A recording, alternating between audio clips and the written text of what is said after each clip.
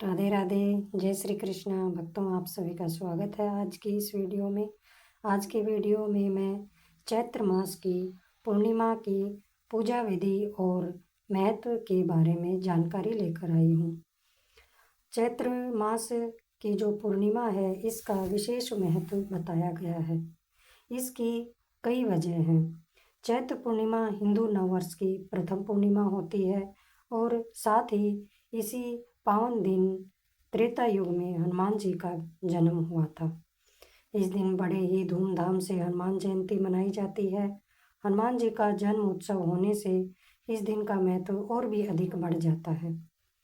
वहीं पर पूर्णिमा के दिन स्नान दान का भी खास महत्व होता है।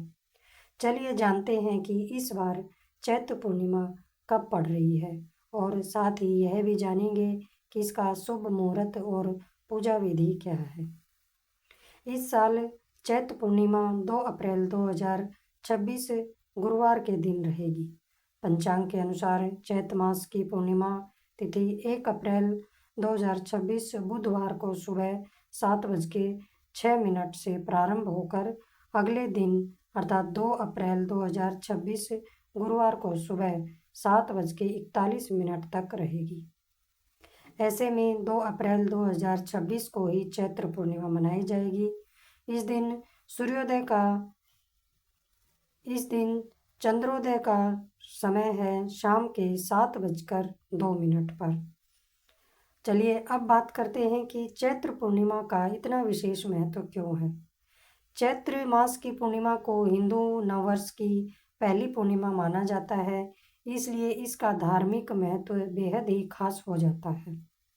इस दिन पवित्र नदियों में स्नान करने और दान करने से व्यक्ति को विशेष पुण्य की प्राप्ति होती है और उसके पापों का नाश होता है। मान्यता है कि इस दिन पवित्र नदियों में स्नान करने के बाद पितरों के लिए तर्पण, पिंडदान और श्राद्ध करने से पितृदोष भी समाप्त हो जाता है।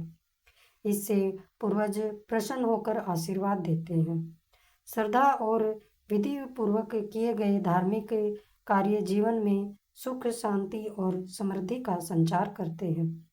साथ ही इस पावन दिन हनुमान जी की पूजा करने से संकटों से मुक्ति मिलती है और सभी मनोकामनाएं पूरी हो जाती हैं। इस दिन भगवान विष्णु की पूजा करने से जीवन में सुख, समृद्धि, धन और वैभव की प्राप्ति होती है। चलिए अब बात करते हैं कि इसकी पूजा विधि क्या है। चैत्र मास की पूर्णिमा के दिन सुबह सूर्योदय से पहले हमें उठकर स्नान आदि कर लेना चाहिए और व्रत करने का संकल्प लेना चाहिए। पूर्णिमा के दिन हमें किसी भी पवित्र नदी में स्नान करने का बहुत ही अधिक महत्व होता है। यदि संभव हो तो हमें किसी नदी में स्नान कर लेना चाहिए। इस पावन दिन पर भगवान विष्णु की पूजा का बहुत अधिक महत्व बताया गया है। भगवान विष्णु की पूजा करने से उनकी बहुत ही कृपा प्राप्त होती है और उनके चरणों की भक्ति मिलती है। श्री हरि की पूजा करने से पुण्य फल पाने के लिए हमें पूर्णिमा व्रत की कथा भी सुननी चाहिए और कथा औरों को भी सुनानी चाहिए।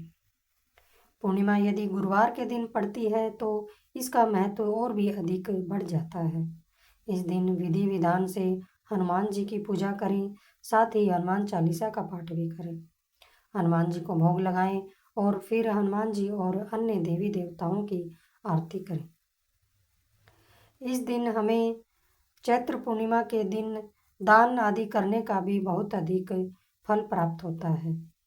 अन्य दिनों की अपेक्षा चैत्र पूर्णिमा को जो हम दान करते हैं उससे दुगना फल हमें मिलता है। चैत्र पूर्णिमा के दिन यदि आप स्नान के बाद अन्न और वस्त्र का दान करें तो यह बहुत ही फलदायी रहता है। वस्त्रों में हमें सफ़ेद रंग के वस्त्र दान करने चाहिए और अन्न और वस्त्र का दान करने से देव ऋण, पितृ ऋण और ऋषि ऋण से भी मुक्ति मिलती है। साथ ही इस दिन पवित्र नदियों में स्नान करना बहुत ही अधिक उत्तम माना गया है। धार्मिक मान्यताओं के अनुसार पूर्णिमा पर पवित्र नदियों में स्नान करने से पापों से मुक्ति मिलती है। अब बात करते हैं कि चंद्रमा की पूजा हमें किस प्रकार करनी है। चैत्र पूर्णिमा के दिन चंद्रमा की पूजा का विशेष महत्व माना जाता है। इस दिन रात के समय चंद्रमा की विधि पूर्वक आराधना करने से उसकी शुभ कृपा प्राप्त होती है। ज्योतिष शास्त्र के अनुसार पूर्णिमा तिथि पर चंद्र पूजा करने से चंद्र दोष दूर होता है और कुंडली में चंद्रमा की स्थिति मजबूत होकर सकारात्मक फल देने वाली होती है। चैत्र पूर्णिमा में और हमें क्या क्या है जो कार्य हमें करने चाहिए। चैत्र पूर्णिमा के दिन तामसिक भोजन का सेवन नहीं करना चाहिए। हमें सात्विक भोजन करें और मन को शुद्ध रखें। इस दिन मांस और मदिरा का सेवन ना करें। मान्यता है कि ऐसा करने से देवी लक्ष्मी नाराज हो सकती है और आर्थिक परेशानियां भी बढ़ सकती हैं। हिंदू धर्म में काले रंग को अशुभ माना गया है, इसलिए इस दिन काले रंग के कपड़े ना पहने। चैत्र पूर्णिमा पर सफ़ेद वस्त्र धारण करना शुभ माना जाता है। साथ ही घर में अनावश्यक लड़ाई झगड़े वाले कार्य न करें। घर में कलह से दूर रहें। आज की यह जानकारी आप सभी को कैसी लगी? अगर ये अच्छी लगी हो तो लाइक करें, शेयर करें और कमेंट में जय श्री कृष्णा जरूर लिखें।